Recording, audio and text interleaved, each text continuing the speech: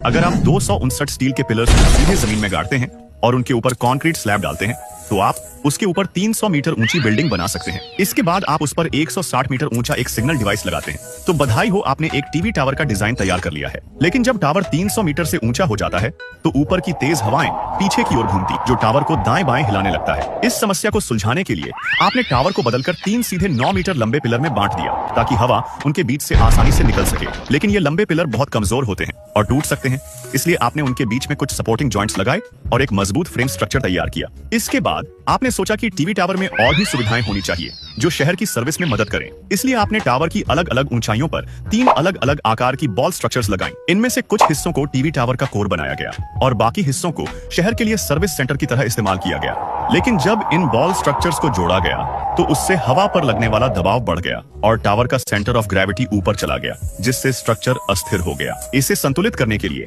आपने टावर के बेस से 3-7 मीटर लंबे कंक्रीट के पिलर लगभग 60 डिग्री के एंगल पर बाहर की ओर बढ़ाए। फिर बीच के पिलर को नुकसान से बचाने के लिए आपने 3 और काउंटर डायरेक्शनल पिलर्स लगाए। अब बधाई हो, आपने एक बहुत ही मजबूत त्रिभुजीय स्पेस फ्रेम स्ट्रक्चर बना लिया। आप बेहद होशियार हैं। आपने पिलर को 2 हिस्सों में बांटने का विचार किया और दोनों हिस्सों को ग्लास से बनाया। बीच में एक बॉल शेप स्पेस जोड़ा गया। अब आपको ऊंचाई पर बना एक स्काई होटल मिलता है जिसकी रूफ हाइट 3 मीटर है। 400 मीटर ऊंचाई पर स्थित इस बॉल स्पेस तक आसानी से पहुंचने के लिए आपने टावर के बड़े पिलर में एक हाई स्पीड एलिवेटर लगाया और नीचे की तरफ टूरिस्ट एलिवेटर भी इंस्टॉल किया। अंत में ऊंचाई का रोमांचक अनुभव देने के लिए आपने 260 मीटर ऊंचाई वाली बॉल के नीचे का हिस्सा खोला और वहां एक ग्लास प्लेटफॉर्म बनाया। बधाई हो, आपने ओरिएंटल पर्ल टावर का डिजाइन तैयार कर लिया है।